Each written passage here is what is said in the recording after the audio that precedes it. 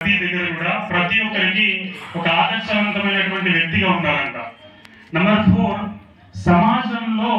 సమాజంలో ఒక మంచి మనిషిగా గుర్తింపు పొందాలంట. సమాజంలో ఒక మంచి మనిషిగా గుర్తింపు పొందాలంట.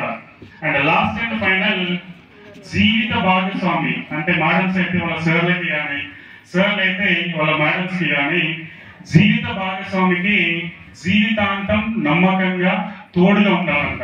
అంటే ఇక్కడ నుంచి లైఫ్ ఏంటంటే ఈ 5 పాయింట్స్ మీద డిపెండ్ ఉంటుంది. ఒక్కొక్క దాని గురించి కొంచెం నేను చెప్పడానికి ట్రై చేస్తా మీ అందరి సహకారంతో. ఫస్ట్ పాయింట్ ఏం డిస్కస్ చేసినాం, ఏ పాయింట్ ఉంది, తల్లిదండ్రులకి మంచి పిల్లలుగా ఉండాలంట.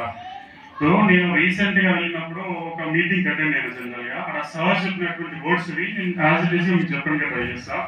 ఇప్పుడు మేడం అనుకుంటా, మేడం పేరు అర్చన అనుకుంటా మేడం కదా. సో మేడం కూడా చాలా బాగా చెప్తున్నారు, వీలైతే తల్లిదండ్రులకి అందరికీ సేవ చేయటటువంటి అదృష్టం అనేది ఉండదు. వచ్చిన ప్రతి ఒక్కరు కూడా చాలా బాగా యూజ్ చేసుకోవాలని చెప్పేసి మేడం చాలా బాగా చెప్పినారు.